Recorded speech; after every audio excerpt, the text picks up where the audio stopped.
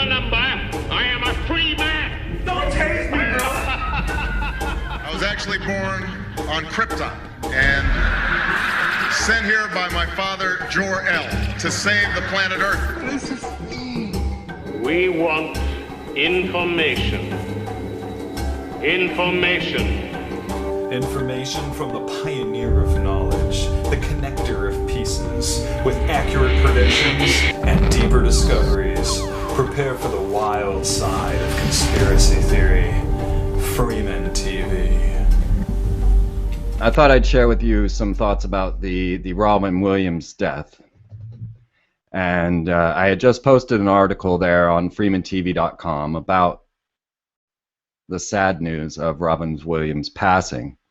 And there has been this major infighting going on in the truther conspiracy world where half the people want to say this is Illuminati murder. It's obvious. He was a celebrity sacrifice.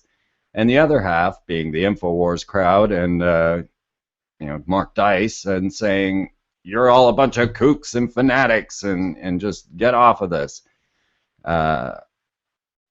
It was suicide. Well, I may have found another answer, which is just as baffling, though. You will find the article there on freemantv.com. And what I show you is that there was a film with Robin Williams, filmed in 2009, written by Bobcat Goldthwait, entitled The World's Greatest Dad. And this film from 2009 prophesied this death exactly. And I think it might give us a clue as to what may have happened, whereas this turns into simply a horrible accident. You see, in the film World's Greatest Dad, Robin Williams plays a character as an author, and his son is just a horrible person and ends up killing himself through autoerotic asphyxiation. Now, I have an image there on the article where you can see from the film this scene where the son is sitting in a chair with a belt around his neck and he's leaning forward masturbating. He eventually dies doing this. And this is the exact position that Robin Williams was found in, sitting in a chair with a belt around his neck, tied and wedged between the door and the door jamb. And it's possible it was not suicide nor Illuminati murder, but a sad case of autoerotic asphyxiation death, much like David Carradine. And I know people want to read into a lot of these things and want to get belligerent about it, but we really, have to stay level-headed and start to look at the evidence. And I have the coroner's report right there on the article for you to see so that you can understand that this is how Robin Williams died, that he was sitting in a chair with a belt around his neck. But the crazy thing about it is that World's Greatest Dad depicts this exactly. I mean, exactly as it was shown, as it was described in the coroner's report. And then a film in which up-and-coming posthumous film by Robin Williams called The World's Angriest Man.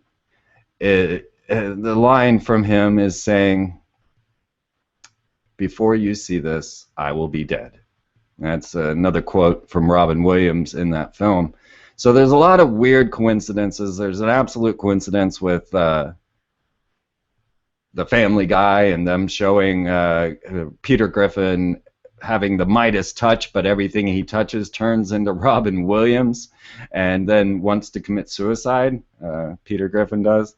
And then this aired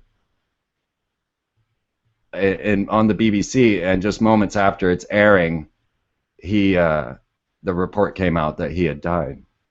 So that's the Family Guy has some pretty crazy coincidences, the Boston bombing and this one, and I'm sure there was another that I can't think of at this moment. But yet, to jump to the conclusion that this is Illuminati murder is jumping the gun, and really it looks more like it was a horrible accident as opposed to a setup situation. So look for yourself. The article's there on freemantv.com. Just check it out and have a look at the imagery. It just is mind-boggling. We happened to watch that film last night, and we're like, oh my God, this is insane. What is going on? I can't believe that they would actually... It was written by Bobcat Goldthwait. Another film you should check out by Bobcat Goldthwait is God Bless America. Now, the thing is that most of our jesters are the saddest and most depressed people. So, you know, we really got to give our hearts out to them. And I really want to release the stars and hopefully get some of these celebrities to come forward, and also for the military. And I'll be working hand in hand with Kathy O'Brien to form a deprogramming method that we can then apply to all of the military and hopefully the celebrities we can reach as well. So we'll see how that goes. So let me check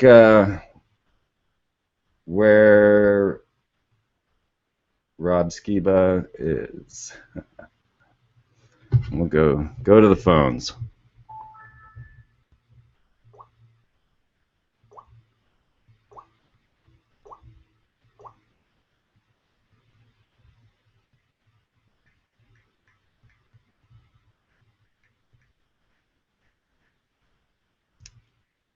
I'll tell you what, I'll hook you up with a little music until we get this sorted out. Let me just get right back with you.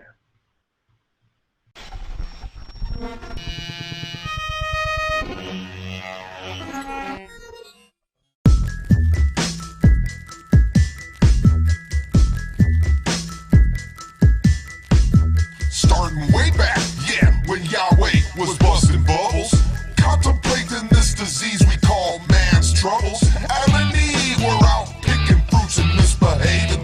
Knowledge of the tree of life, yeah, they both was craving. So with the reptile, they began to contract the sweetness of fruit in their mouth. Their lips were smacking. But God's stewardship, both parties were lacking. Ever since then, it seems the human race has been slacking. And now they dumbfounded, stumbling around and wearing leaves, because a reptile has some tricks up his sleeve. Come on.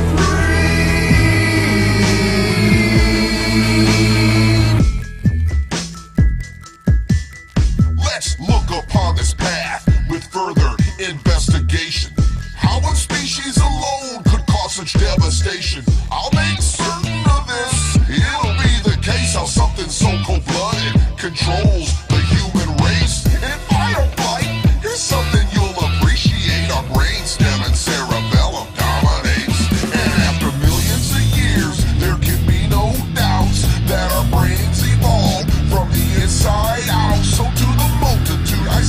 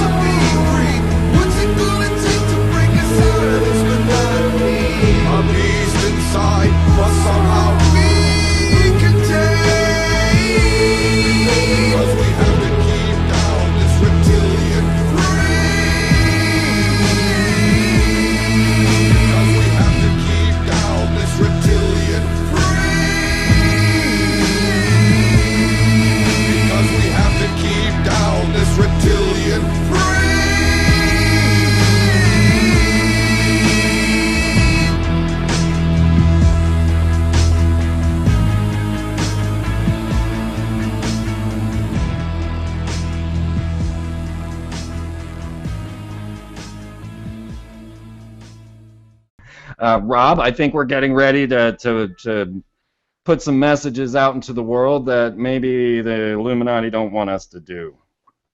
So let me get back to Rob Skiba, our guest tonight, I hope, for the next hour and a half, is an award-winning documentary filmmaker and best-selling author of several books, including Babylon Rising and Archon Invasion.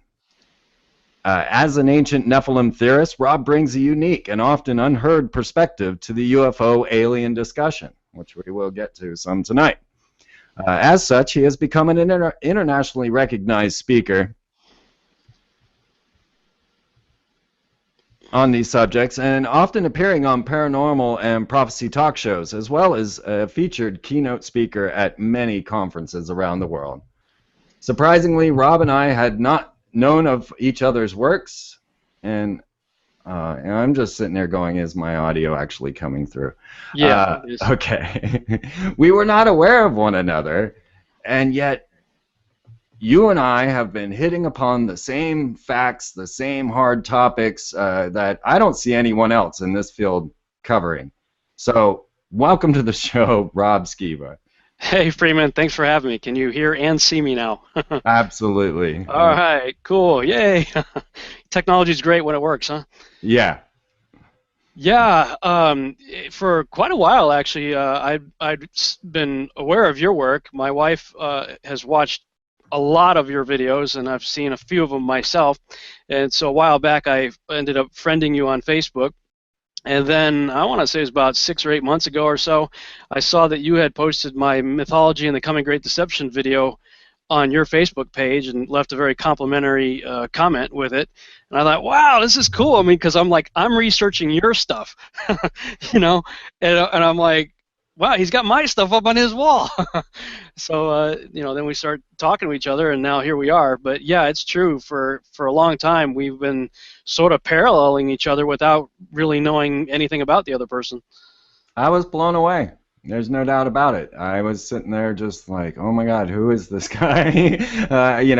And what I think is amazing and wonderful is that I've come at this through a secular perspective, and you've come at this through a biblical perspective.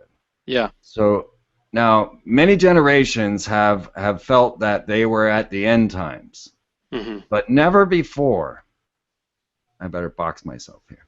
Never before has it really seemed like this is an absolute possibility, that we are in some sort of end time scenario. So let's start with the ideas of, well, you know what I wanted to ask you first, Rob? I wanted to ask you about the film Noah. Have you seen this? Oh, boy, yeah. I think it was a colossal waste of $150 million and Academy Award-winning talent. I mean, how do you take a story that literally every culture on the planet is aware of in some shape or form, and there are flood stories all over the planet. How do you take such a well-known story and totally butcher it? Well, I didn't think that was possible until I watched that movie. Wow, did they get a lot wrong in that film. It was incredible. I mean, they got everything wrong. You got to wonder what message they were trying to put in. Now, they had these massive rock Nephilim that were supposedly the good guys that came down to help humanity, but then were cursed by God and turned into these rock beings. How did they expect this to stimulate the idea of this interracial connection between the Nephilim and the humans? Yeah, well, in the film, they were actually depicted as the Watchers, and I'm like, okay, and I don't know where he got the stone thing from. Other than a comic book. Apparently that Noah movie, I guess, was based on a graphic novel series or something. But I've noticed a trend in Hollywood where they are consistently depicting the Watchers and or their offspring, the Nephilim, as the good guys. There was an ABC miniseries called Fallen, and the whole premise of the film is there's Nephilim kid, and it's up to him to redeem the fallen angels. I'm like, that doesn't exist anywhere in any biblical or what I call biblically endorsed extra biblical text. So, I mean, I come from sort of the viewpoint that I believe that a lot of these guys are channeling their stories, and it's just the fallen ones trying to tell their story and what they would like to see happen. But I mean, they sort of tried that before with Enoch. In the book of Enoch, you see that Enoch is essentially hired to be like their attorney. You know, they're like, oh boy, we know we screwed up, and God's really ticked off at us, and Enoch, please plead our case for us. And essentially Enoch does that. You know, God's sort of, it's almost like God says, okay, I'll play along with you. Sure, Enoch, you can play their attorney. This is what you'll tell them. No, you will not find forgiveness. Your life is going to be miserable, and I'm going to bind you in everlasting chains and put you in Tartarus. And the judgment is so severe that in Enoch chapter 68, Michael, the mighty archangel himself, I mean, next to God and Yeshua, Jesus, he's the toughest one. I mean, he takes out Lucifer, you know. And it's like, here's the mighty archangel Michael himself looking at what is the judgment of the watchers, and he's going, man, no one's ever going to do that again. You know, he says, I am gripped. Michael the archangel says, I am gripped with terror due to the severity of the judgment of the watchers. So here we have this Noah film, and in the film, they're redeemed by supposedly building the ark. I mean, where did they get precedence for that? Which was just utterly ridiculous, even watching the movie. I mean, if we go ahead and buy into what he's showing us, these are huge giants made out of stone, and they're walking around on the deck of the ark like it's no big deal. I mean, it's like, no, the wood would have collapsed under their feet, you know. Right. And then, you know, just as the flood is starting, you see them kind of kick back and throw their mouth open, you know, and you see that they've finally been redeemed and they go up to heaven, and then Noah becomes an axe murderer. They're like, where did they get this stuff, you know? Yeah. It was the most ridiculous thing I had seen, and I guess if it was a comic book, then all right, I can live with that, I guess. I don't know. But so we definitely see a conditioning going on, an idea that this ancient alien hypothesis that is really rising to the surface. It's my personal conclusion that we still live under a fascist state. We still live under Nazi programming, if you will, and that they are rewriting history to conform with their needs, to conform with what they're hoping will come forward, and to utilize our belief systems to destroy the world, really. So let's start a little bit with this idea, because the ancient astronaut hypothesis is a very strong one, and there are a lot of very unusual artifacts from our ancient past that are inexplicable. So would you like to get into some of those artifacts and some of the ideas that have led you to not believe in an ancient astronaut hypothesis and to take more of the strict biblical view? Well, actually, I think we are actually believing in much of the same thing. We're just using different terminology. I was recently invited to speak at a secular UFO conference. It was the 54th annual UFO conference in New Jersey, and Nick Redfern was there, Robert Schoch was there, and several people that have been on Ancient Aliens were also sharing the stage with me, or I was sharing the stage with them, I should say. And it's interesting because, in a way, the angels are aliens, because the book of Peter, 2 Peter, and the book of Jude talk about angels that left their prior estate, their prior way of being, their prior environment, and they came here. Well, that by nature makes them aliens. So, you know, in many ways we are saying the same thing. We're just using different terminology. Now, where I would differ is, you know, I think the ancient alien hypothesis would try to put them as characters that showed up from Aldebaran or Arcturus or Orion or the Pleiades or someplace out in the cosmos. That's where I would differ. I would say, no, they came from an extra-dimensional realm, not so much an extraterrestrial realm. But what was interesting is a lot of these other ancient aliens guys are coming to the same conclusion. Right. I mean, they're saying, yeah, this stuff really seems to fit more of the demonic realm than it does creatures from, you know, another planet. I mean, if they're from other planets, why would they flee at the name of Jesus, for instance? I mean, why would their motifs be very similar to demonic activity that we see in the scriptures? So, you know, in a way, I think we are saying a lot of the same things. In fact, there was an Ancient Aliens episode called Alien Breeders, and it was I think a season 6 episode. And I'm watching this episode and I'm listening to what they're saying, and if you just throw out the word alien and replace it with angel, like the text say, I'm like, they're telling the same story. I mean, my book, Archon Invasion, The Rise, Fall, and Return of the Nephilim, they're saying this. They're just attributing it to people from other planets, and so I kind of launched off with that since I was in their territory. I'm like, you know what? In the Ancient Aliens TV series, they often reference the Bible. Of course, they usually take it and kind of, in my view, twist it to say something it doesn't say. But I'm like, okay, if you guys can use the Bible to try to justify what you're saying, would you mind if I do the same thing? Right. And in the Ancient Aliens TV series, one of the things I love about it is they ask a lot of questions. Could it be true? What if? You know, they put forth a worldview, but they do it in many ways in a question form. So again, I tried to pick up on that and say, okay, you guys are already using the Hebrew Bible. I'm going to use the Hebrew Bible, but I'm going to ask the question, what if it were true? And just proceed from that premise. And what I found was that they were very receptive, as was I. I was very receptive to what they had to say. They were very receptive to what I have to say. And, you know, in the Bible, the Apostle Paul says that basically we're all looking through a glass dimly, which means we can't really see the full picture. And I think there's value in bringing people with differing points of view together to talk about it because, you know, Freeman, you're looking through a glass dimly just like I am, but you may be picking up certain details through your angle of the glass that I can't see. I may be picking up angles and details that you're not seeing, and Robert Schock or Nick Redfern or somebody else may be seeing something different. I'm like, well, great.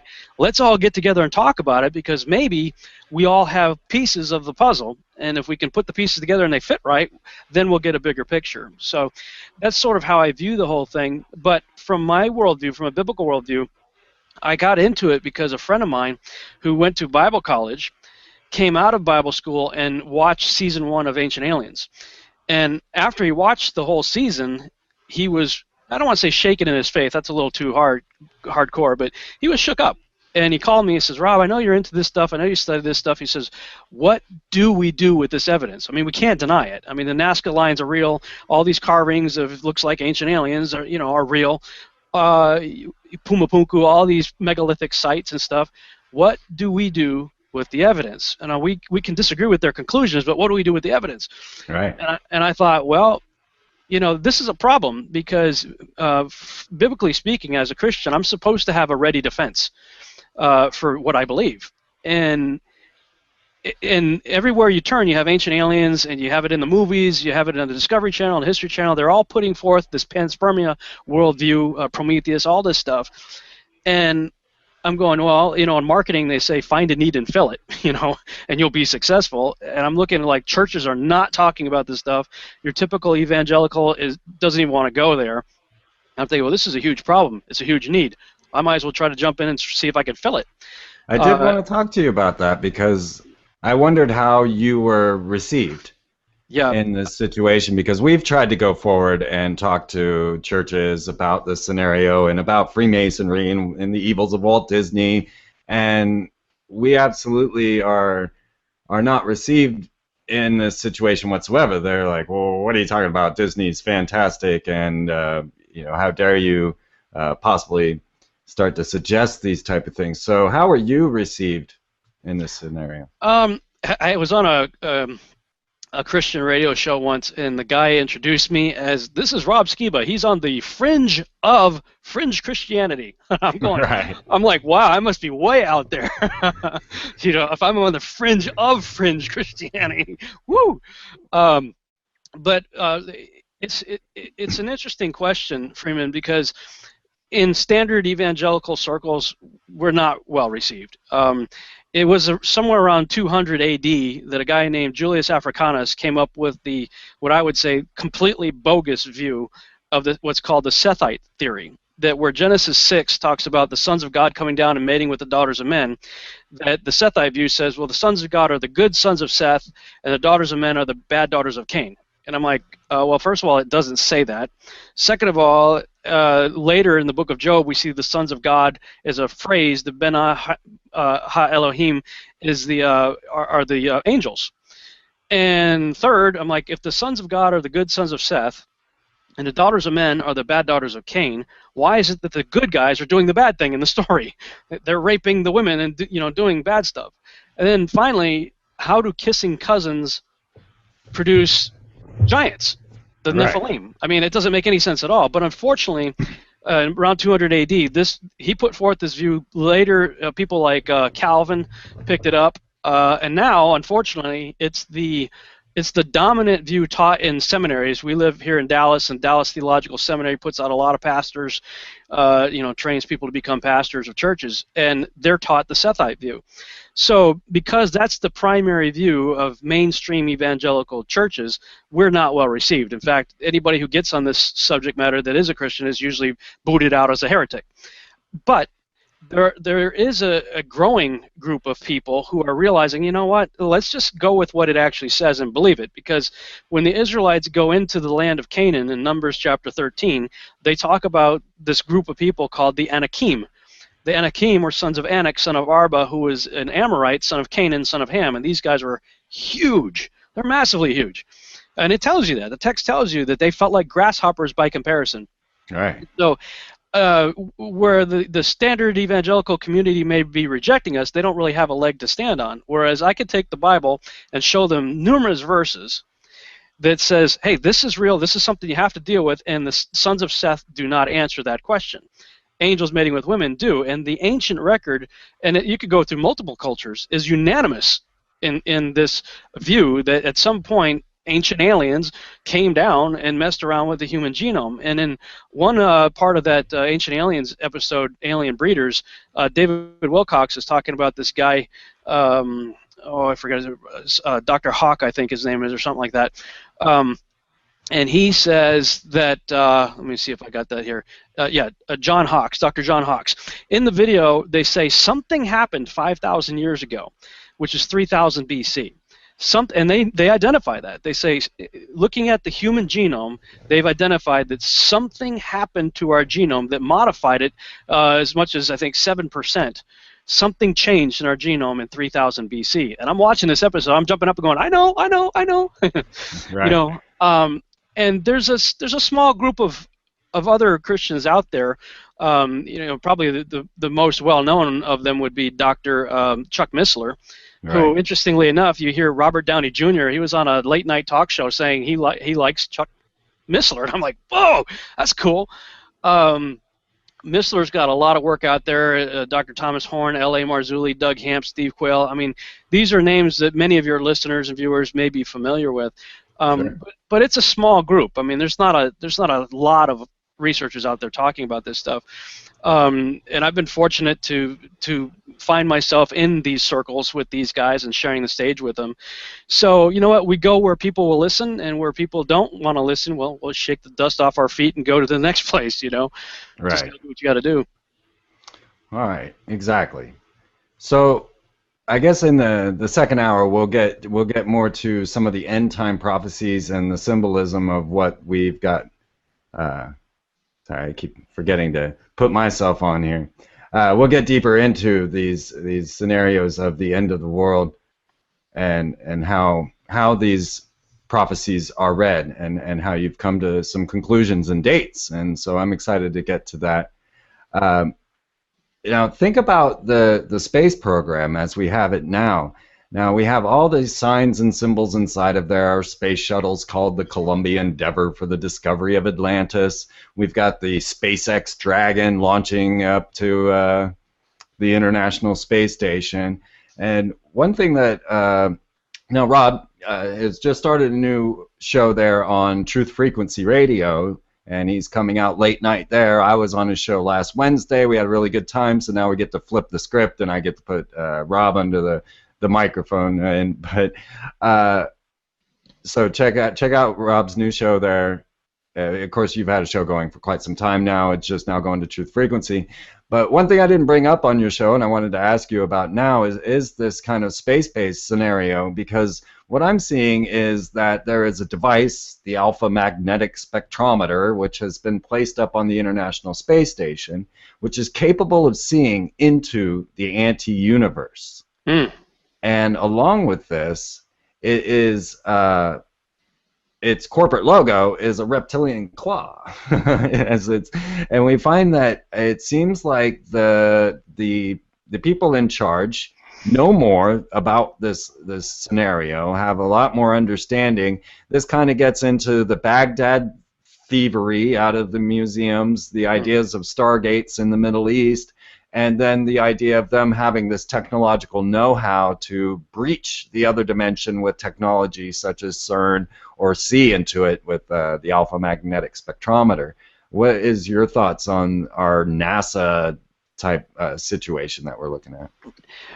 You know, Freeman, I've seen you talk about some pictures that you drew when you were a young kid, and had some of the various symbols and stuff that you put on the space shuttles and everything, and then years later you're like, whoa, I mean, this stuff, you know, what was I tapping into, basically? I mean, you Definitely. You know, and that's pretty fascinating. So I'd encourage, you know, whoever's listening and watching this, if you haven't, to check out some of Freeman's work on that regarding this picture that he drew. Well, as a kid, nobody believes me when I say this, but I'll just say it anyway. When I can actually remember and describe the room that I was in and everything, watching the, I'm going to say, alleged moon landing, July 20th, 1969. I was born June 26th, 1969, so I'm barely a month old. Okay, but it burned. I mean, it burned that stuff in my head. I mean, I remember it, and I've described it in detail to my parents. And of course, I gotta say, Rob, I was 2. And I have the exact same experience where I'm certain I watched my family watch this on the television and their excitement. But of course, I was 2 years old, and the memory is fuzzy, but I have it, and it was such a dramatic event in their lives. Yeah, well, I mean, everybody at that time believed that what was depicted was really happening. You know, I'm 45 years old. I'm looking back at that, going, I'm not sure if we did go to the moon. If we did, we did not go the way we were shown on TV in 1969. And a big part of it, people, you know, some people hear me say that, and they think you're totally crazy. What's your problem? I mean, you're an idiot, you know. I'm like, okay, go look up right now the Orion project. After they retired the space shuttle program, they started the Orion project. The Orion project is a larger space capsule, similar in mission and shape as the Apollo program, but it's bigger. And I've watched a lot on the NASA website. I've watched a lot of videos where they are really very concerned with making sure that the capsule itself and the spacesuits are sufficiently insulated to handle the intense radiation of the Van Allen belt. Right. And numerous videos I've seen on this. I'm going, okay, you're so concerned about making sure that the capsule and the suits are sufficiently insulated to protect against the incredible amounts of radiation in the Van Allen belt, and we supposedly went there in a tin can, basically a Coke can, you know, in those flimsy spacesuits that they wore out there, and they just went through it multiple times with no problems at all. Sorry, I'm not buying it. And you guys are telegraphing your own lies by showing how concerned you are with it now, when there was no effort made back in 1969 to you know, solve that problem. Not like there is today, but look, that event marked so many of us, and people like you and I who were children at that time. You know, it really had an impact on us, because it had an impact on our family and indeed the world, who all bought into this, that we landed on the moon. Well, that was my life's ambition, man. That's all I wanted to do growing up. I was obsessed with becoming an astronaut. I drew pictures too. I've got. We really are brothers from another mother. I mean, dude, it sounds like it. The more I've gotten to know you and see your work, I'm going, yep.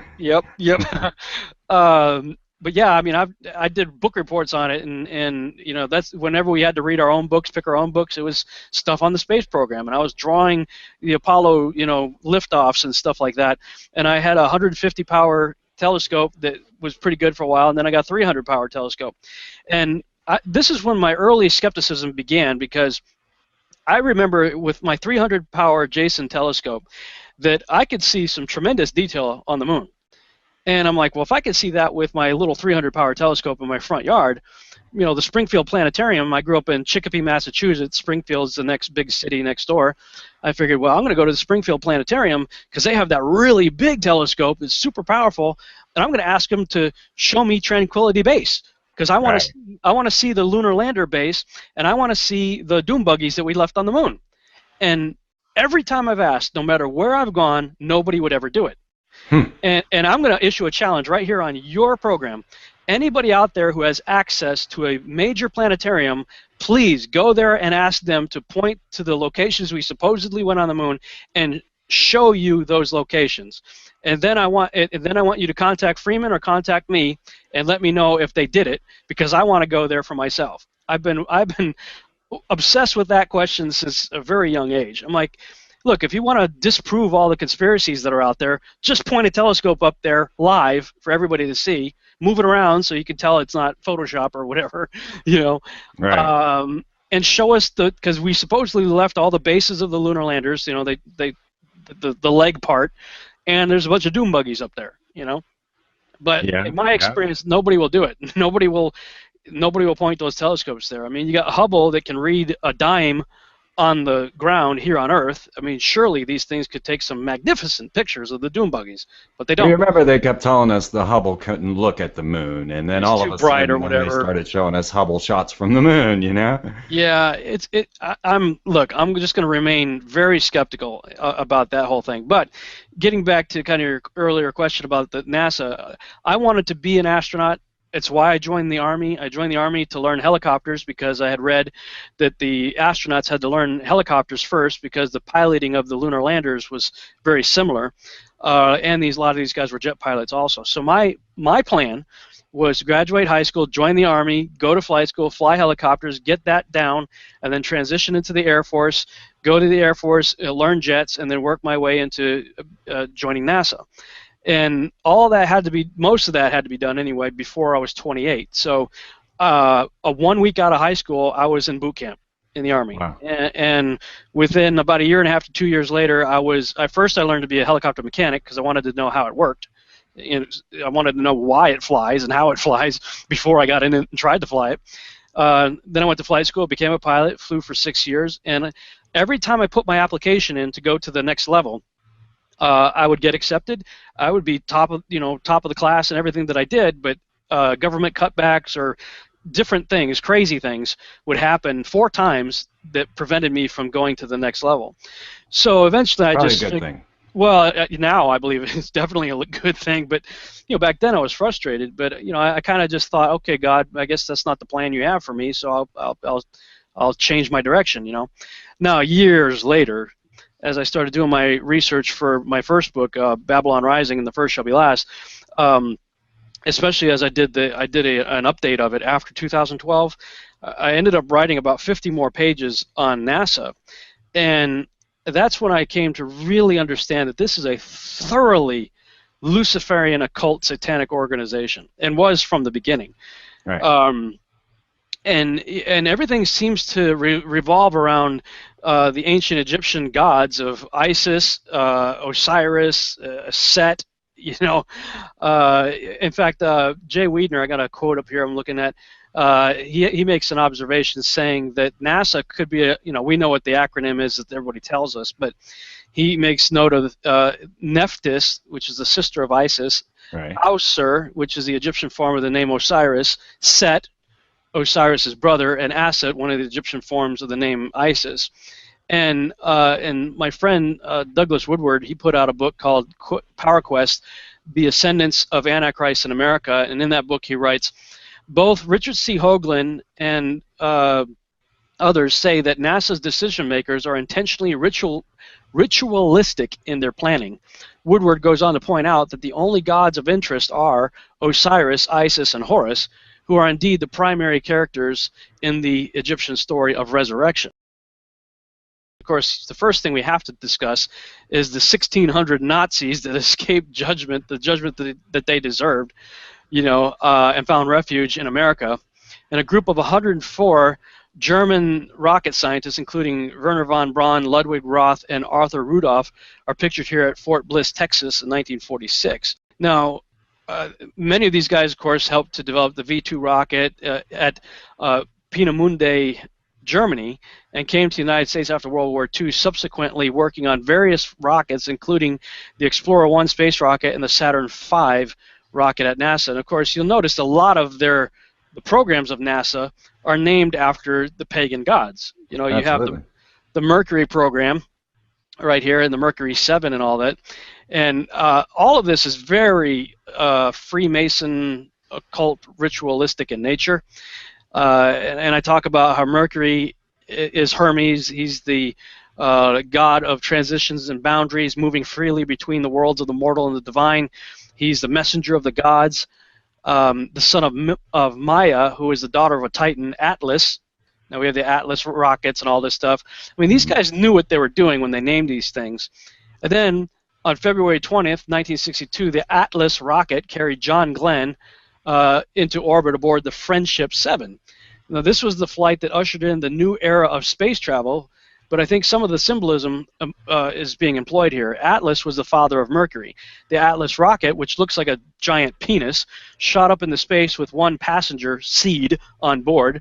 Thus, Glenn, one of the 7 Mercury astronauts, was the ambassador of Earth sent up in friendship with the number 7, which is generally accepted to be the number of God. And I asked the question, was he to play the role of messenger of the gods? Of course, Glenn was a Freemason and was a member of the Mole International, the Masonic youth organization, so nothing would surprise me in that regard.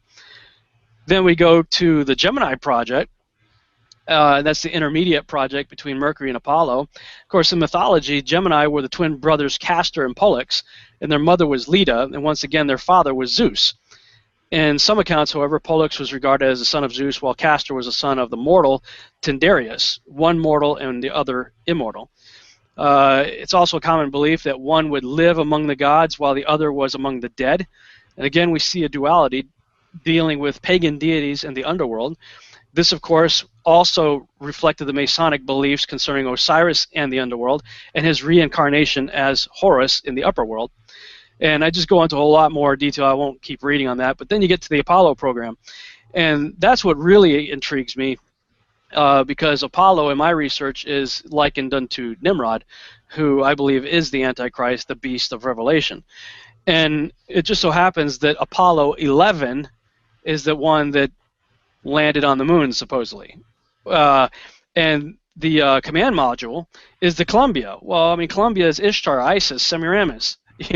And the wife slash half-sister slash mother of Nimrod, who is Apollo.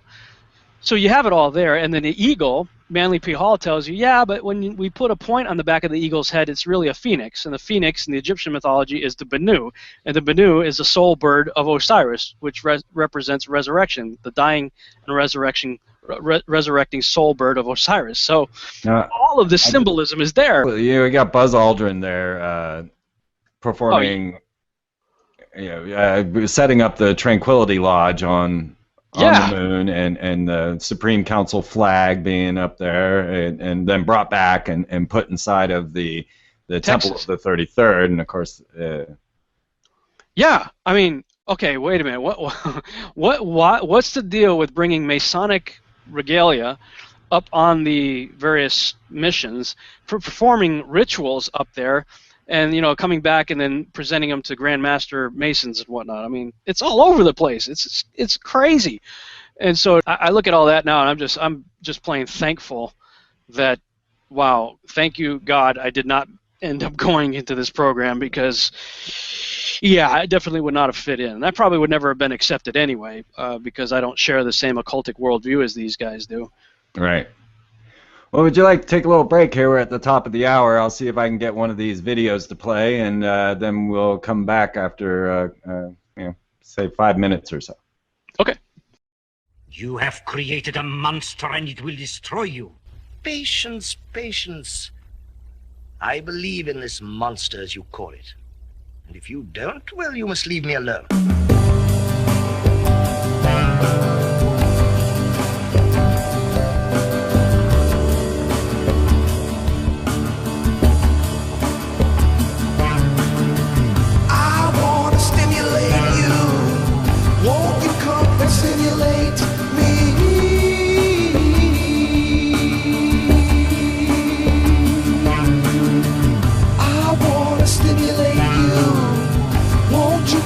stimulate me. Barack Obama's gonna stimulate everybody in this socialist democracy. Let me tell you how it got to this. This debunked economic stimulus. Listen to Luciferian hypnotists, psychotic hypocrites. Yeah, wanna tell you how we came to this. Listening to power-hungry illuminists. We came in like a lion, now we out like a lamb. The gold of Mendes is Uncle Sam.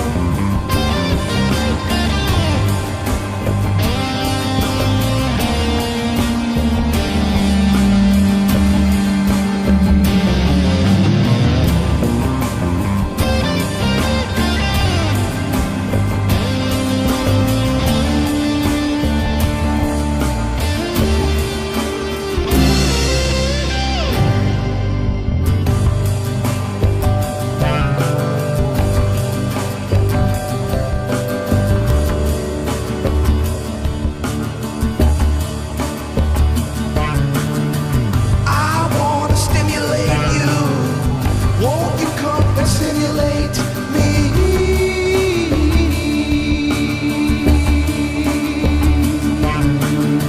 And then the congregation stood up because their future, it looked so bright. And by the time their children reached puberty, they had lost all their rights. Let me tell you how it got to this. Our country became so socialist. Listen to reptiles and them troglodytes, electing pedophiles and sodomites. I'm gonna tell you how it came to this. Listening to puppets with their ventriloquists. Modern day communists, hanging out with new age scientists. Yeah.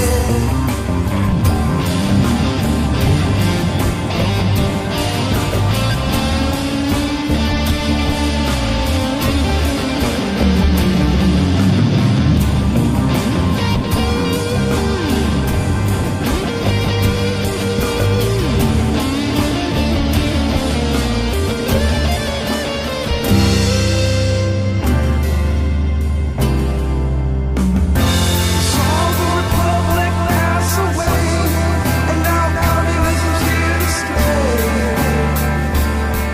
To stay. To stay. Saw the republic pass away, and now communism's here to stay. To stay. Saw the republic pass away, and now communism's here to stay.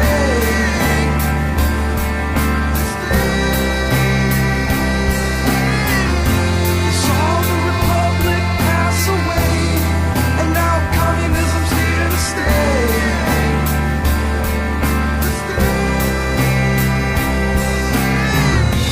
Better take a stand today, or else the devil's gonna have his way.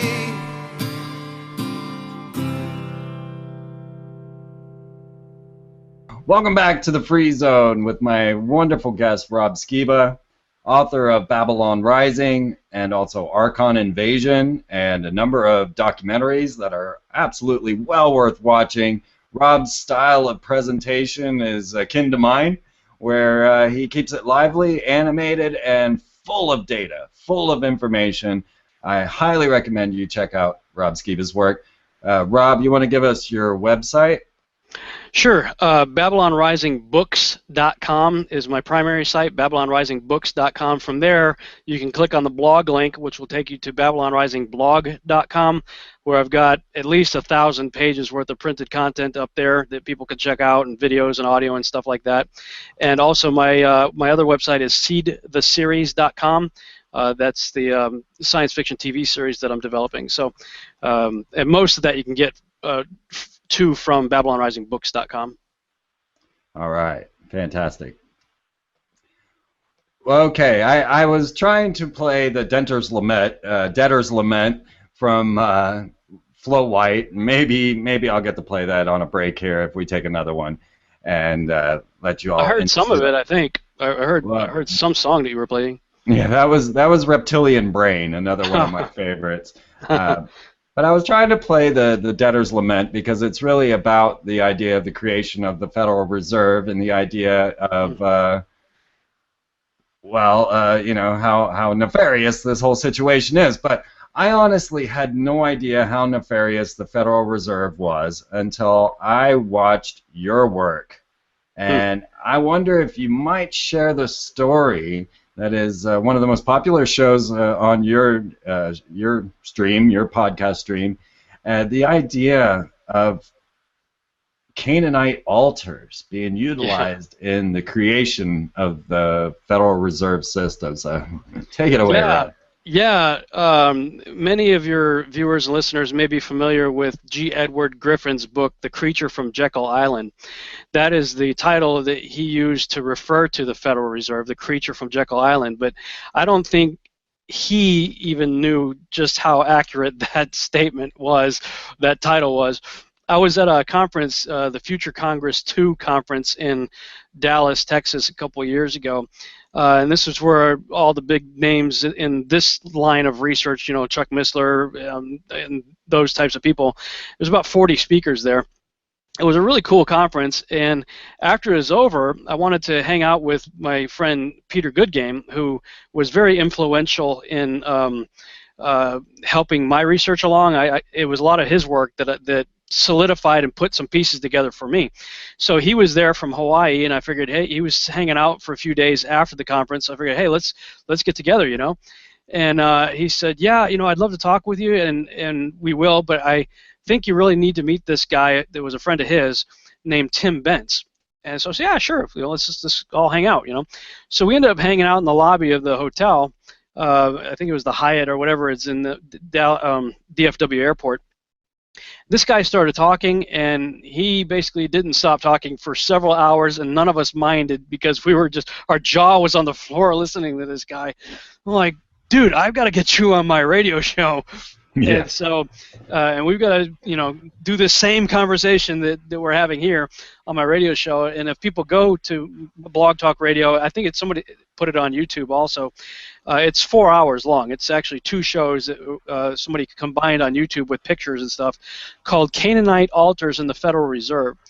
And this guy started out by telling me the story about how he was in the Middle East and came across a guy who was an archaeologist who had uncovered what they determined to be a Canaanite blood altar. Now, I'm going to stop right there and say the Canaanites, these were Nephilim. These were the post-flood remnants of the genetics that came as a result of angels mating with women in Genesis chapter 6, 1 through 4. And these are the same guys that the Israelites described themselves as grasshoppers by comparison, you know, and Amos 2:9 describes them as tall as cedar trees, which get to a modest cedar tree is 35 feet tall. The cedars of Lebanon got to 150 feet tall. So just going on the small side, you mentioned on my show that you liked the picture that I did of Arnold Schwarzenegger at Baalbek. And what you're referring to is a picture that I created showing a 36-foot scaled-up representation of Arnold, who incidentally was known as the Oak. That was one of his nicknames.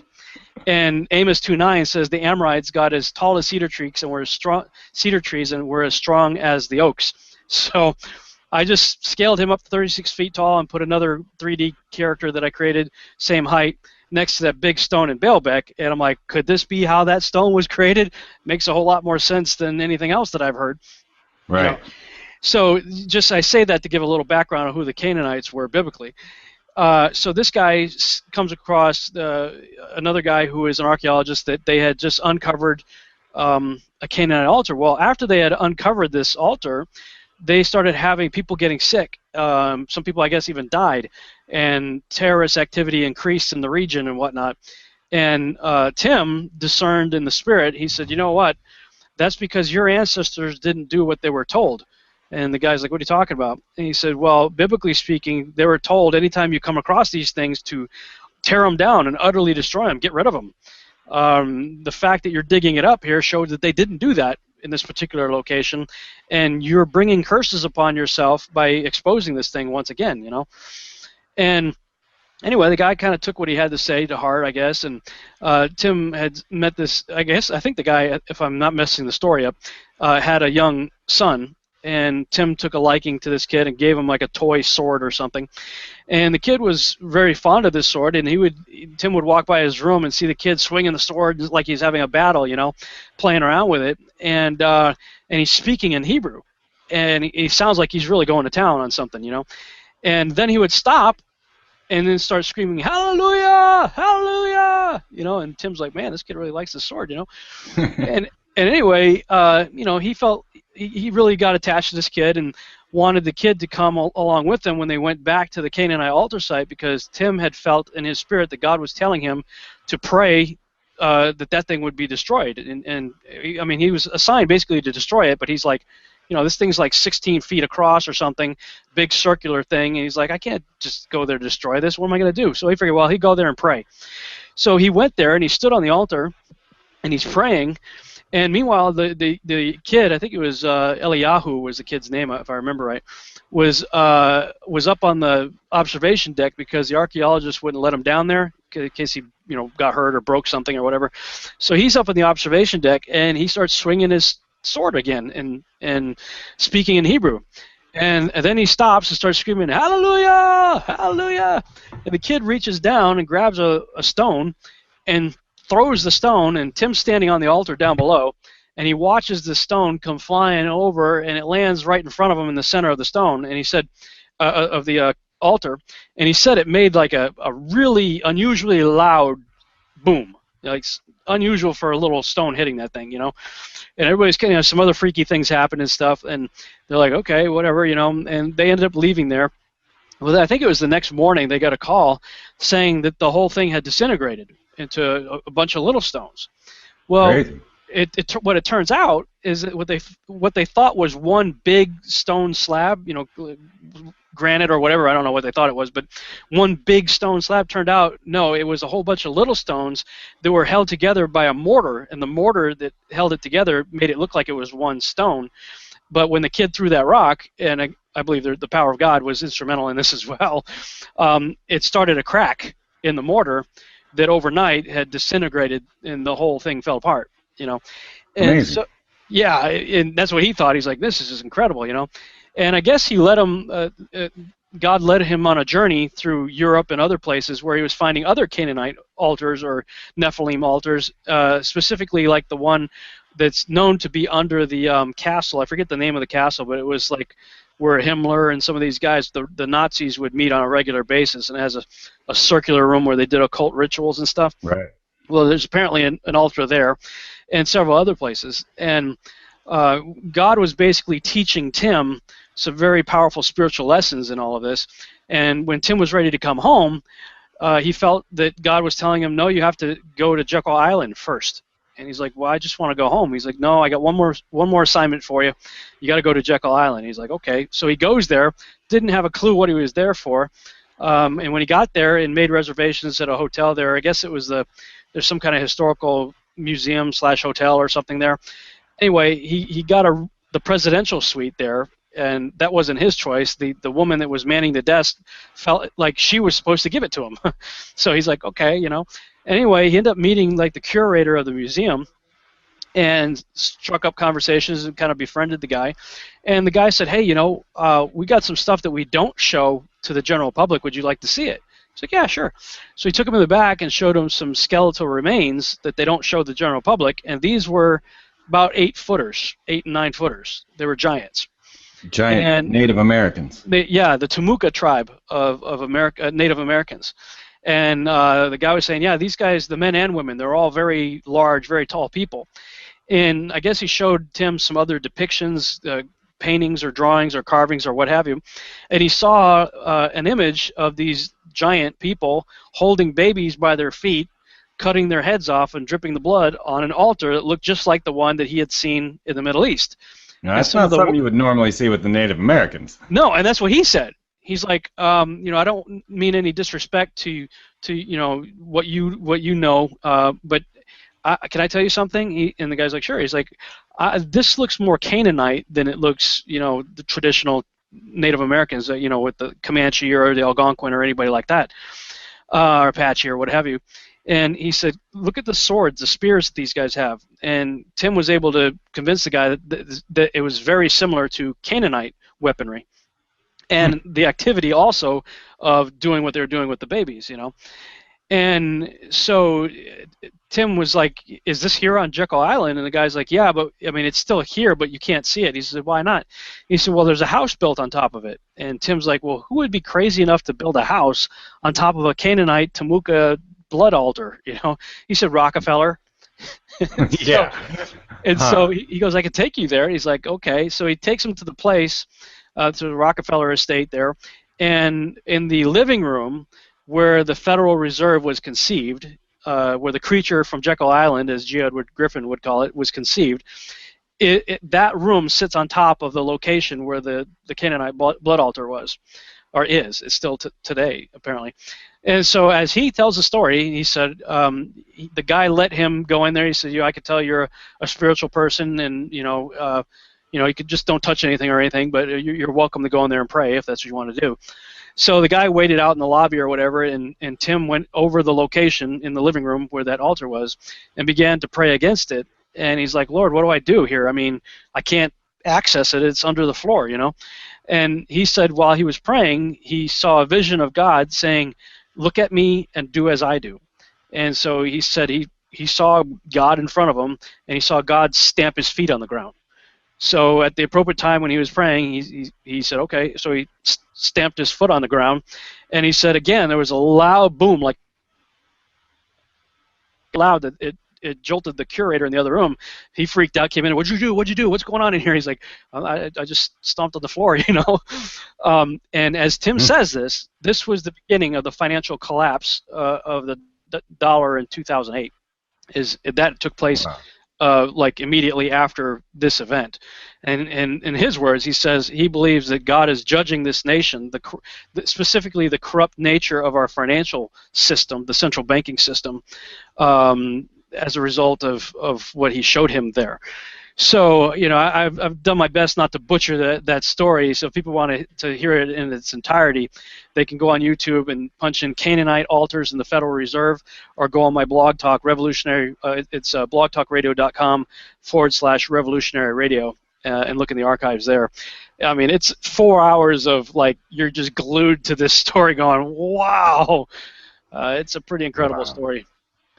8 foot tall Native Americans doing Canaanite rituals on an altar. That's where the Federal Reserve is created. That's something else, Rob. I'm telling you.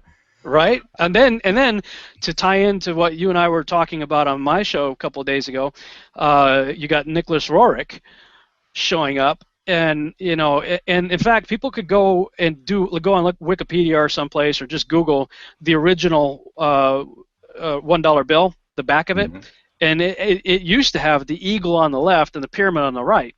But due to this guy's influence, they flipped it, and you can actually see the handwritten notes by FDR, where he was saying, no, we got to put the pyramid on the left and the eagle on the right, which is opposite of what you think it should be, since it's a two-dimensional representation of a three-dimensional object, which is the Great Seal. The Great Seal coin has the eagle on the front and the pyramid on the back. So if you take a 3D object and make it 2D, reading left to right as we do here in America, you would think the eagle should be on the left and the pyramid on the right, and indeed it was. But Roerich shows up and deals with this with FDR and Henry Wallace, and then as a result they flip it. So there's some serious occult. I call the $1 bill a talisman, because that's what it is. It is an occult object, and it's an object infused with occult ritualistic Satan imagery with an intent behind it. That's why they call it currency, because we take it and we put it out, and through FDR it became the world reserve currency. So now it's all over the planet. And I hate those things, man. I don't even want to carry them. I call them Nimrods, because that's what they are. It's just not cool. I'm certain that's the reason they have not changed the $1 bill. They've changed everything else. They've made it look like funny money. They've made it all the colors of Monopoly money, and yet the $1 bill has always remained that same talisman. Yeah, now, because before we get, go ahead. Well, I was just going to say, because the plan that's illustrated on it hasn't been completely implemented yet.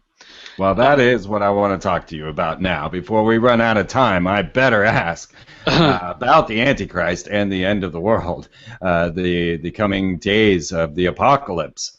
So let's just tie that up together as best as you can with the concept of, is there an Antichrist rising at this moment? Are we in the end times? And what signs have you seen through your biblical studies that have given you some dates for us to understand what's coming? Yeah, thank you. Let me see if the screen share will work again. I'll give it a shot and see what happens. Maybe not. Okay, well, I was going to try to, but apparently it doesn't want to work. You can still see me, right? Yes. Okay. Well, let me do this. Okay. As I was looking through, the Bible for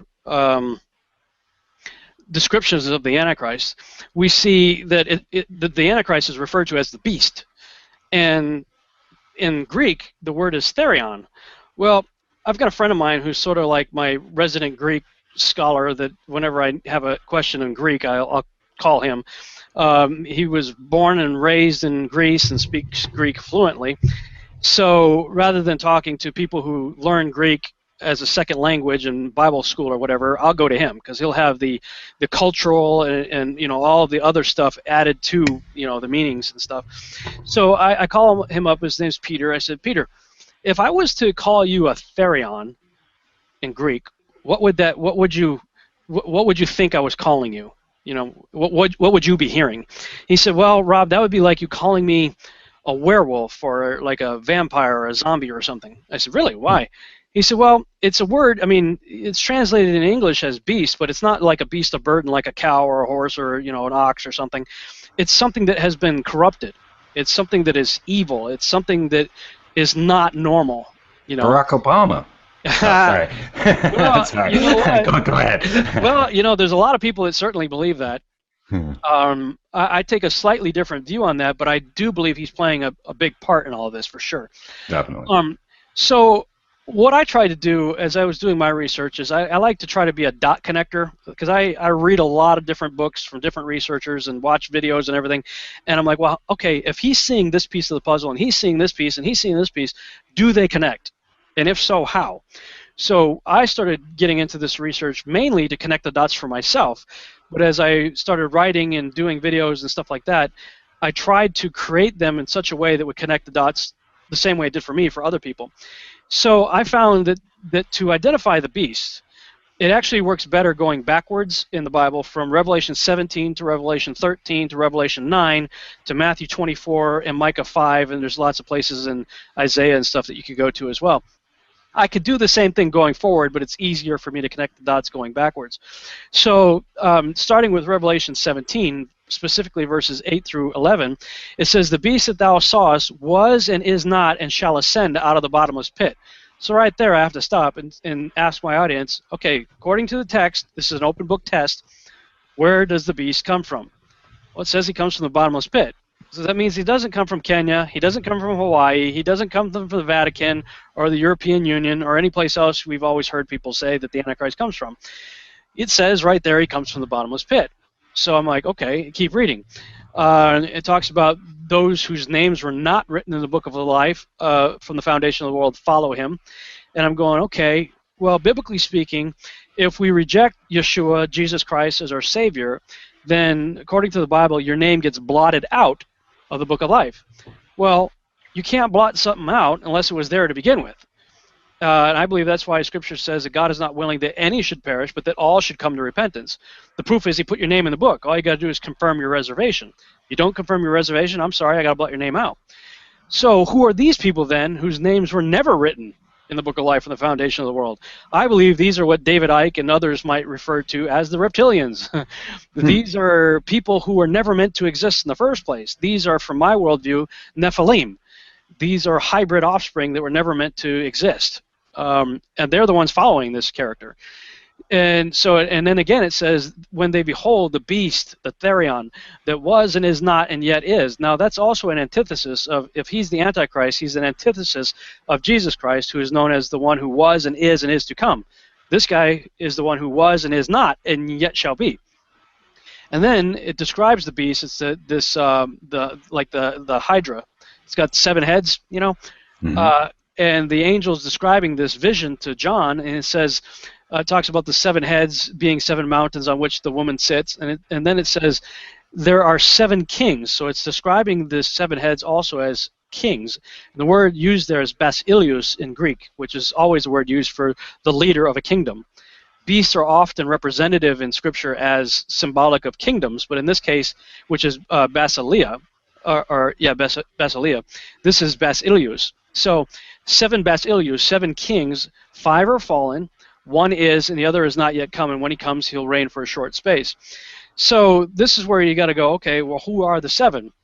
And I credit this to the guy I mentioned earlier, Peter Goodgame, put together a list of the 7 that he believed fit biblical Antichrist characters.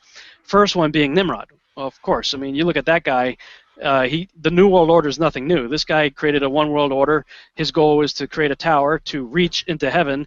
And if you read the synchronized, biblically endorsed extra-biblical text, it tells you specifically what they were trying to do was create what we would call a Stargate, go through it, assault the angels, go into the throne room, kill God, and then set Nimrod up as the king of the universe, and that was his intention. So, and it's funny how you see similar themes playing out in the TV series Stargate, Right.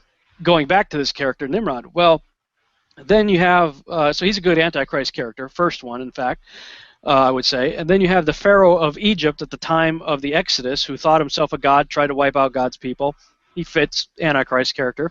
Sennacherib is an Assyrian king, thought himself a god, tried to wipe out God's people, but the angel of the Lord came and wiped out, I think it was 180,000 of his men in one night, sent him home packing, and then his own sons killed him. Then you have the king of Tyre, who the scripture describes as a man at first, but then halfway through it, it starts describing him as Lucifer. So Right. clearly this guy has some kind of connection to the devil, as a good character. Then you have Antiochus Epiphanes, who, depending on your Bible, if you have early King James Bible, which had 80 books, not 66, it included the books of Maccabees, 1st and 2nd Maccabees. Right. The current Protestant Bible does not, and people always say there's 400 years of silence between the Old Testament and New Testament. I'm like, no, there isn't. There's only 400 years of silence because you took those books out. If you left them in there, they tell you a whole lot of stuff that happened in that time period. And this guy, again, thought himself a god, tried to wipe out God's people, went into the temple of Jerusalem and set up the abomination of desolation there, offered up pigs on the altar, and really made life very difficult for the Israelites. He's a very good candidate for the 5th of the 7 who was. 5 who were, then there's the one who now is. I think another good candidate possibly is Alexander the Great. So I could go either way, Antiochus Epiphanes or Alexander the Great, as the ones who used to exist. And then there's the one who now is. Now that depends on when you think is, as Clinton would say. What's the definition of is? Right? That depends on when you think John wrote the book of Revelation. An earlier writing would be Nero. A later writing, some say 90 A.D., would be Domitian. Now, in either case, you've got a Caesar who thought they were gods, doing really bad things. I mean, Nero had candlelit dinners to the burning Christians, and Domitian wasn't much better. So I believe that either one could be the one that now is. Then I believe the one that will come in the future, whose reign would be short, I think a real good case could be made for Adolf Hitler, and I think a lot of people who were living at that time certainly thought he was the Antichrist because he sure fit the bill. Sure. So assuming that we've got a good list here, then we could go to Revelation 13, and that tells you that this individual had a mortal head wound. So just process of elimination. Who had a mortal head wound? Well, Nimrod, yes, he was in multiple depictions. Osiris, he's chopped up into 14 pieces, 13 of which were found. And other characters that he is known as also met similar deaths. And Nimrod, in the biblical narrative, or in the book of Joshua, I should say, says that Esau chopped his head off. So he fits. Pharaoh of Egypt, no. Sennacherib, no. King of Tyre, no. Antiochus Epiphanes, no. Nero, sort of. Alexander the Great, no. Domitian, no. and Hitler supposedly shot himself in the head, but recent forensic evidence disputes that and rather suggests that he lived and made it to either Argentina or Brazil or Antarctica. Right. That's another show right there. But Right. but for sake of argument, let's say we've got three candidates. We've got Nimrod, Nero, and Hitler. Well, one of the most used phrases in the Old Testament, specifically in Micah chapter 5, which directly correlates with Nimrod, is the phrase "the Assyrian" is used for the end-time tyrant. Well, which of these guys is an Assyrian? Hitler, no. Nero, no. Nimrod, yes. So by process of elimination, just using Revelation 13 and 17, you end up at Nimrod. Well, when you realize that Nimrod also correlates to, in synchronicity, with Apollo, well, then you go to Revelation chapter 9, and you see that the bottomless pit is opened. And when the fifth trumpet blows, the bottomless pit is opened, and all these chimeric centaurs come out. And it's really interesting because when you look at Greek mythology, the centaurs were the product of an individual named Centaurus, who was a son of Apollo. And Revelation 9:11, interesting number, comes out and tells you point blank, and the king of these chimeric centaurs in Hebrew is named Abaddon, but in Greek he's Apollyon. Apollyon is a derivative spelling of Apollo. So it just told you by name who the Antichrist is. The Antichrist is Apollo/Nimrod. Now, the question is, does this individual who had a mortal head wound raise from the dead in physical form, or is he going to be cloned, or is another currently living individual, and Obama would be the best candidate, in my opinion, for this scenario, become a host for this spirit? Right. And quite frankly, all three scenarios I think are very plausible. In 2003, the body of Gilgamesh was pulled out of the desert sand of Iraq. And the reports that I heard from people like Steve Quayle and others who claim to have first-hand reports from generals and whatnot, they said that this body was in a remarkable state of preservation. Well, that makes sense because he's the first mummy. And they did it right. Osiris, the first mummy, and we talked about this on my show the other day, where you were making the connection also, same connections I made about Zahi Hawass and the tomb of Osiris that was discovered in the late 90s, right? Which looks like a resurrection chamber, right? With a 10-foot sarcophagus in it, and underneath that sarcophagus, this was their words, not mine. They referred to it as the shaft of the bottomless pit. So you're going, right. You're like, huh. And when you go to Matthew chapter 24, he talks about, if they say, behold, he's in a desert, don't go there.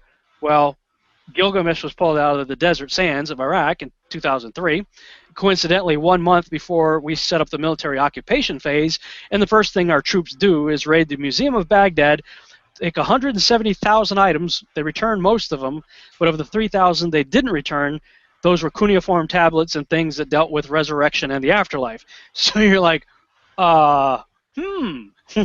What are they going to do, And then Jesus continues. He says, if they say he's in the secret chambers, well, you got the secret chamber of the tomb of Osiris, which, look, people, just go Google tomb of Osiris in Egypt and look at that thing. I mean, that is a seriously freaky place. You can see it in my harp video, if I can just throw that in there. I have a video on harp, and you can watch Zahi announce the tomb of Osiris there. Yeah, absolutely. And then Jesus says something really bizarre. He says, "First, wheresoever the carcass is, there will the eagles be gathered together." And I'm already doing all this research on this tomb of Osiris, this body pulled out of the desert sand, and I'm thinking about the military over there. That at the time when I was doing the research, we were still in Iraq, and I'm thinking about the time when I was in the Army, when I wore especially my dress uniform, my Class A dress greens or my dress blues. Dude, you are covered with eagles from the top of your head to the bottom of your feet. Eagles on your patches, eagles on your buttons, eagles on your hat, eagles everywhere. I mean, there's eagles everywhere all over you. So all of a sudden, I just kind of flashed this image in my head of a bunch of eagle wearing, and of course, that's the symbol for our country. Right. Eagle, which Manly P. Hall says, nah, it's really the resurrection bird of Osiris, the phoenix. So I'm seeing phoenix wearing eagle soldiers in my head, gathered around a body pulled out of the desert and loaded into a secret chamber. And I'm going, man, I'm thinking Jesus is looking forward prophetically in Matthew 24, and he's, in my mind, giving you the exact playbook of what's going to happen. And so that prompted me to put together a timeline that I call the Omega Plan, and I wrote about it first. In fact, if you go to BabylonRisingBlog.com and select the Omega Plan in the left-hand menu, you can read the original blog that I wrote. And then later I put together about a 22-minute video on YouTube. If you go to YouTube and search the Omega Plan with a question mark, you'll see that video that illustrates, in the words of our own mainstream media, the words of our own presidents, and other people around the world, what's going on. And I never got to ask you about this when you were on my show the other day, but you talked about the most significant thing in 2012, December 21st, was your tour. And I would have to agree. I mean, for all intents and purposes, it was a dud. However, what my contention is, and that's why I did an update on my book, I was thinking about this. I wrote my book and published it in February 2012, so it's several months before December 21st, and I, like many other authors and researchers out there, were speculating on what could happen on December 21st, 2012. And so we were all kind of looking forward, looking at all the signs and saying, what's going to happen, what's going to happen? We don't know. Maybe this, maybe that. Then, of course, really nothing happened that we're aware of. However, when I thought I was done with my book, I finished chapter 7 of my book. It was called Coming Out of Babylon. I thought, okay, I'm done. And basically God said to me, no, you've got to come out of Babylon too. I'm like, I'm not in Babylon, you know? He goes, yeah, you are. And what he was showing me is how many of our Christian rituals, holidays, and activities are all directly related to Babylon. Christmas, Easter, Valentine's Day. I mean, so many things all go back to pagan idolatry and Babylon. No doubt. And I mean, and it's one of the reasons why people put out movies like Zeitgeist, and the first third of the movie is bashing Christianity because we're just one more dying and resurrecting sun god on December 25th. I'm like, unfortunately, we as Christians have to own up for the fact that that's what we have. That's the propaganda that we've been putting forth for a number of years that has caused people to have that view. And I'm saying we've got to come out of Babylon. You know, I had to come out first, you know, before I could say that. And realized, you know what, I'm not going to have anything to do with Christmas and Easter because it has nothing to do with the Savior that I believe in anyway. And as I pulled away from that, I started looking for, okay, if that's the counterfeit, what's the real? And it led me to September 11th, being a very interesting date. And I believe it is the actual birthday of Jesus, Amazing. of Yeshua. Because Revelation chapter 12, the first few verses, gives us a stellar alignment. It talks about the woman clothed with the sun, the moon at her feet, and 12 stars at her head. Well, you can go to stellarium.org and download the free software called Stellarium and use it to see the tracking of the sun, moon, and stars and planets at any time in history or currently or in the future. So I went back, based on some research that I had been aware of, to September 11th, 3 BC, which the software reckons as -2 on the Gregorian calendar. So when you go to September 11th, -2 in the software, 3 BC, you see the exact alignment of Revelation chapter 12. And it only happened, the only time in recorded human history that this alignment happened is in an 80-minute window of time.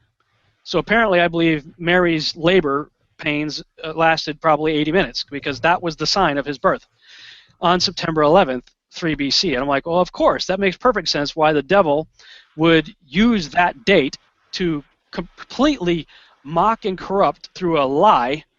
I believe 9/11 is absolutely an inside job created by Luciferians from our own government to defame the birth of our Savior.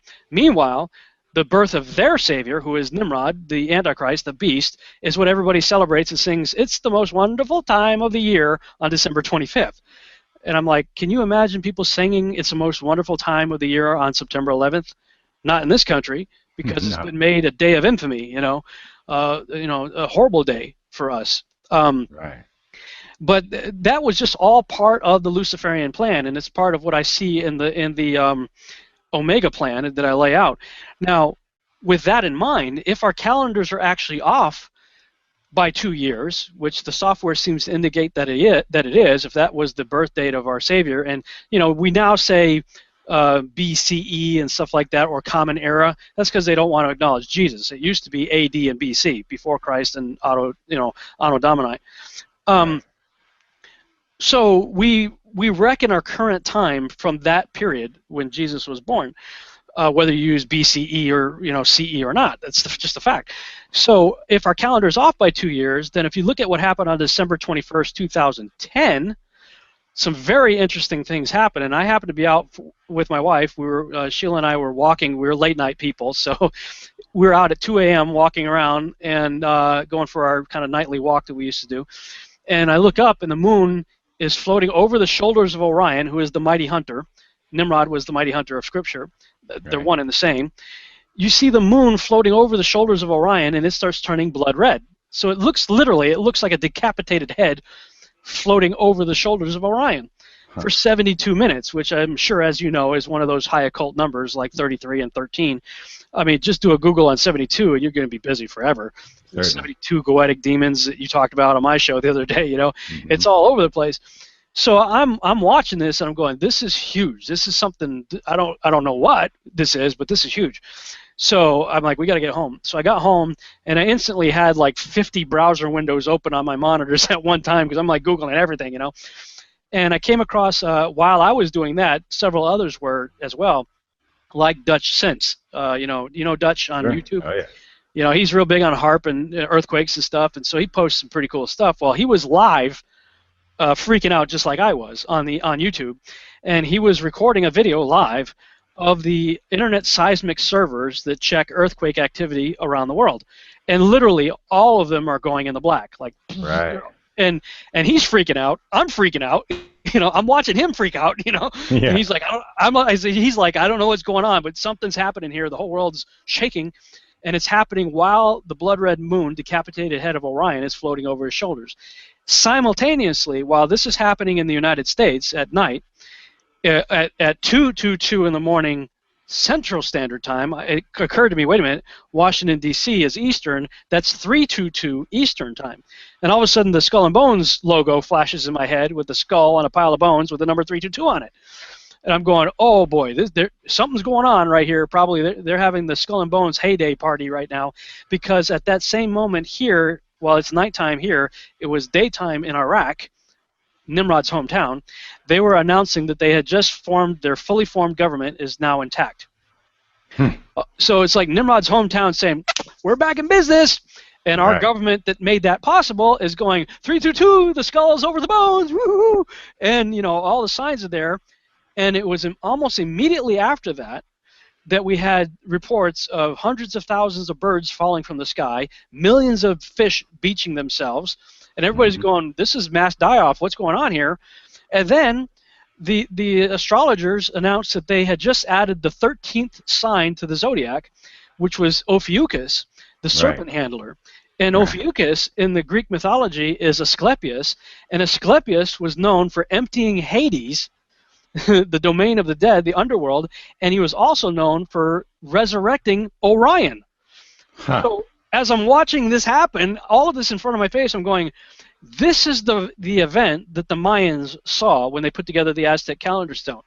And the only reason it went under the radar is because our calendars are off by 2 years. It happened on December 21st, 2010, when all of this started. 2012, nothing happened, and I'm like, well, if all of these same events would have happened in 2012, man, everybody and their dog would have been writing about it and talking about it. But it went completely under the radar because it happened 2 years earlier. And the reason it happened 2 years earlier is because we've got the date of Jesus' birth wrong, not only in December, but also the year. So, yeah, and I believe that was that the day Nimrod was resurrected? I don't know. I have no idea. Was there occult rituals taking place at Giza? I have no idea. Or elsewhere? Was something being cloned in a lab, or was an individual, like Obama, going through a ritual to be possessed? I have no idea.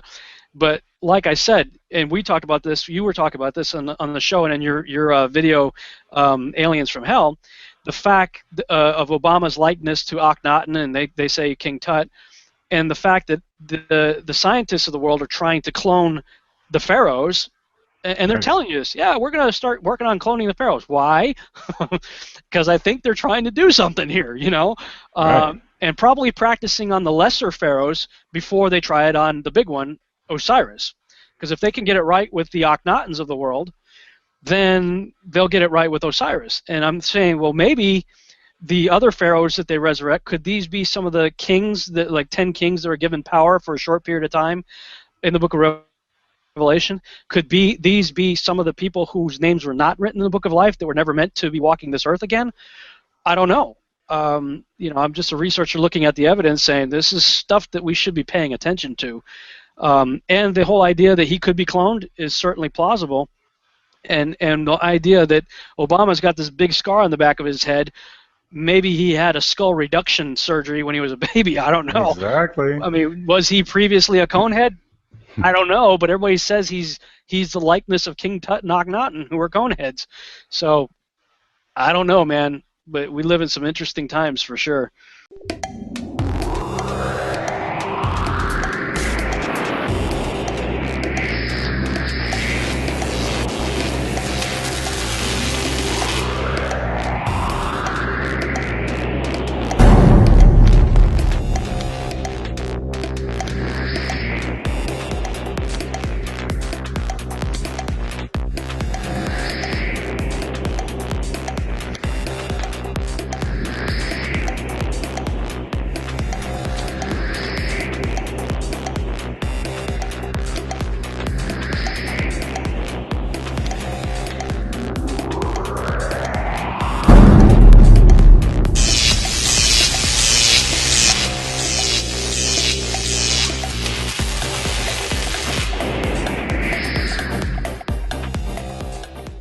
Well, it's certainly never been a time where all of these things are possible. Chimeras, cloning, opening pits of hell, Right. even transmitting into the other dimension, as I was saying. All of these things are now possible, and we have never been so close to what I would even consider the end of the world.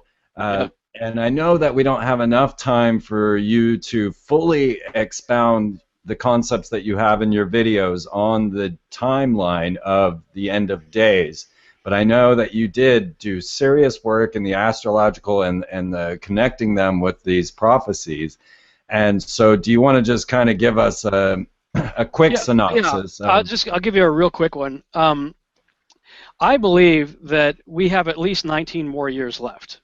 And the reason I say that is because, you know, I don't know how much you've gotten into this, but there's a lot of people in the circles that I run with that are talking about the blood red moons, the tetrads, they call them, that are happening on Yahweh's feast days, the Passover, unleavened bread, first fruits, Pentecost, trumpets, atonement, and tabernacles. These are the feasts of Leviticus 23.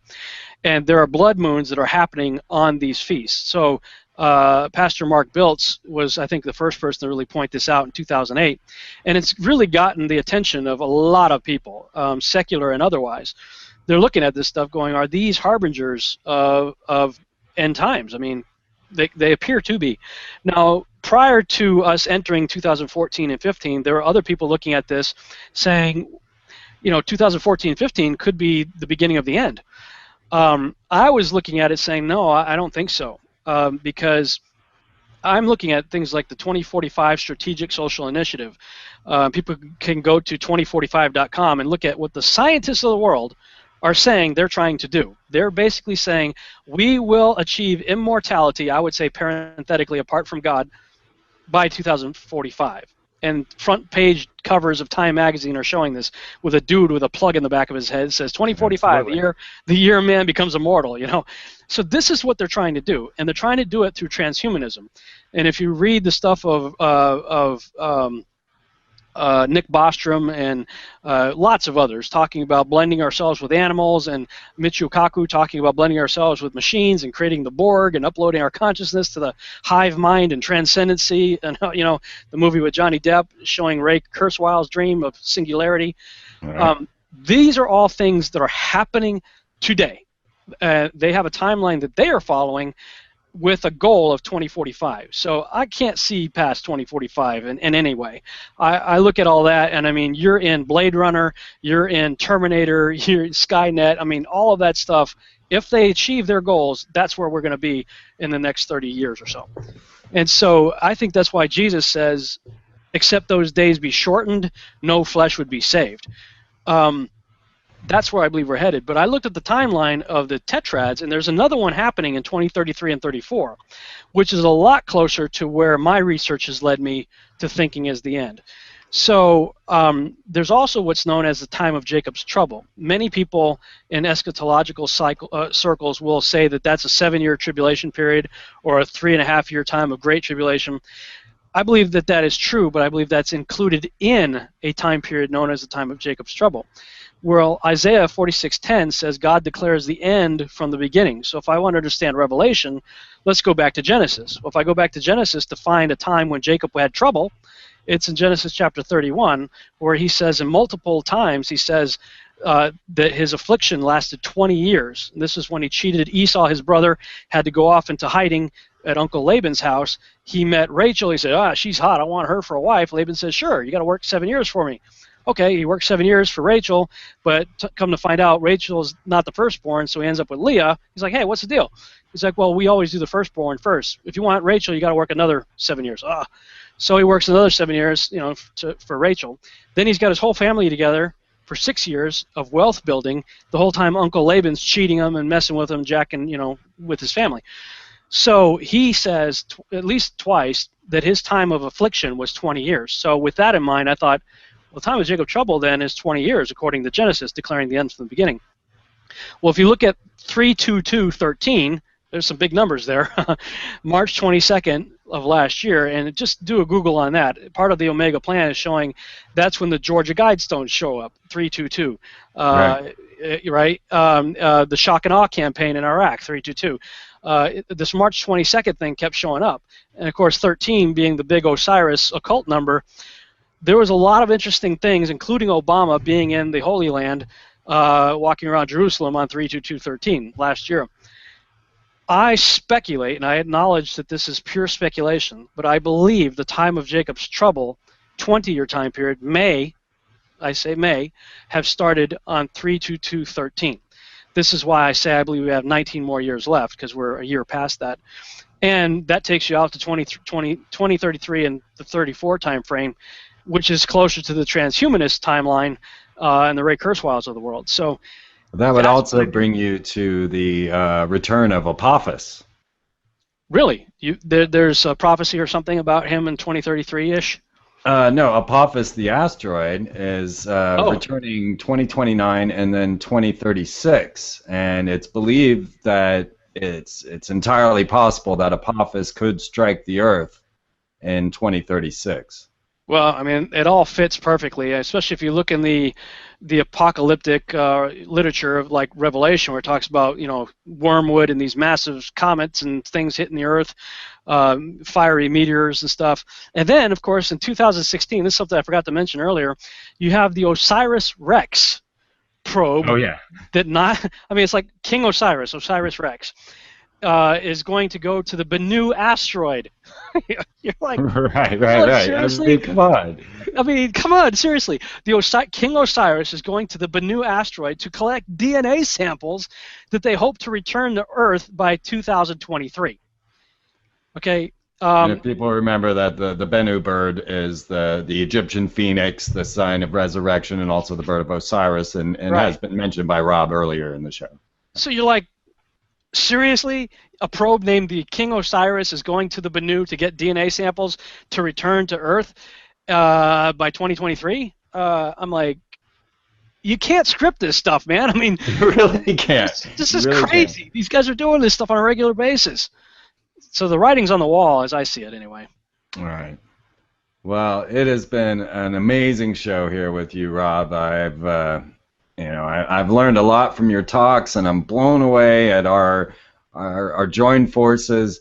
And I can't wait to really, work with you some, maybe share more ideas together at least, and maybe even become a writer for your Seed production. So Yeah, you man. want to tell us the concept behind Seed, and then we'll wrap this up. Yeah, right on, man. I definitely want to talk to you about collaboration in that regard. Seed, I realize, I mean, you may have seen the same thing in your circles. I mean, you do secular conferences and stuff, and I do more, I have in the past done more Christian-oriented conferences, but we don't have that many people, man.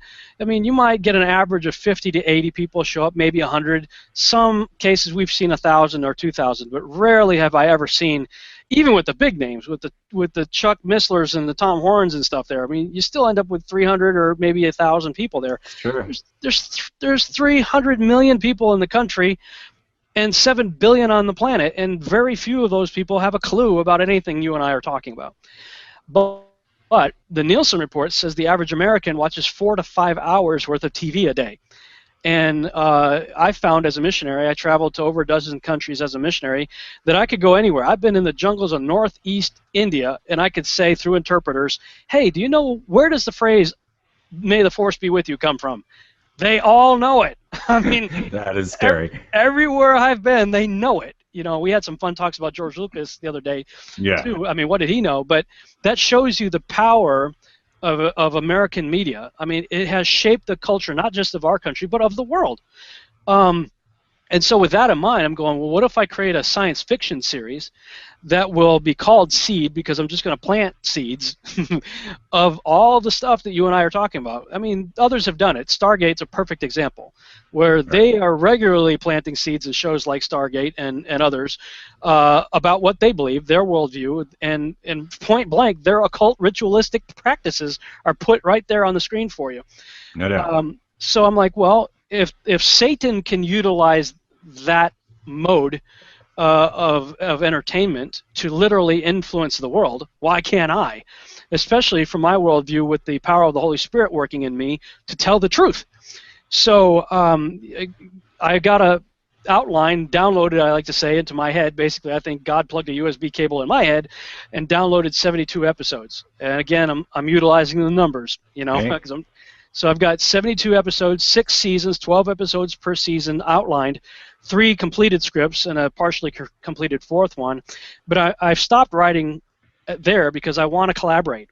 I want other people, other writers who understand the material to collaborate with me creatively to create science fiction that can get the truth of what you and I try to get out through lectures and books to the very few who will listen, out to the masses.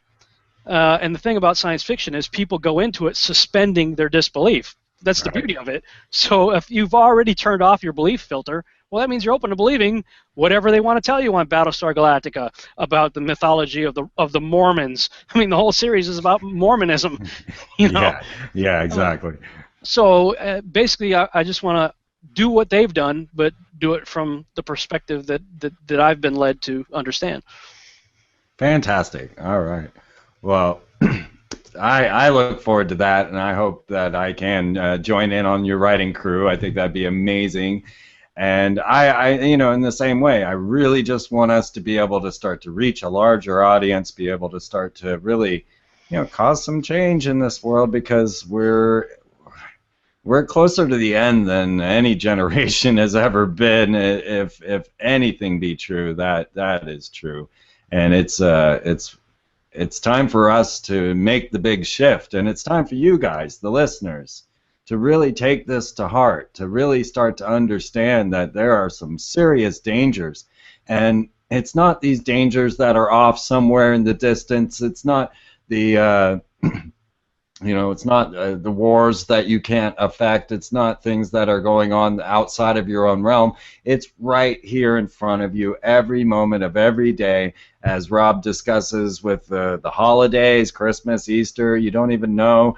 But then look at the power of what has happened in his stories with the ideas of being able to crush Canaanite temples and altars, utilizing nothing but your spirit. We have that within us. And it's just a matter of us starting to break away from the mind control programming and attempt to start to change the world. I mean, that's what we came here to do. So let's go ahead and be bold and start to change the world as we know it. Rob, I want to thank you so much for joining me here on the Free Zone. I'm sure we'll have more and more adventures together here very soon. Right on. Thank you so much, Freeman. It's been a pleasure. Absolutely. And thank you all for tuning in and dealing with our technical difficulties. And someday we'll get this all to work out right. And I'm so glad that all of you have come back to freemantv.com and are there hanging out in the chat room with everyone. Sorry I didn't get much chance to join you there tonight because, well, this was just too darn intriguing to pass up. So we will see you all again next week, Saturday, 8 p.m. Eastern, here on freemantv.com. This is the Free Zone, signing out. I am not a number. I am a free man. Don't tase me, bro. I was actually born on Krypton and sent here by my father, Jor-El, to save the planet Earth. We want information. Information.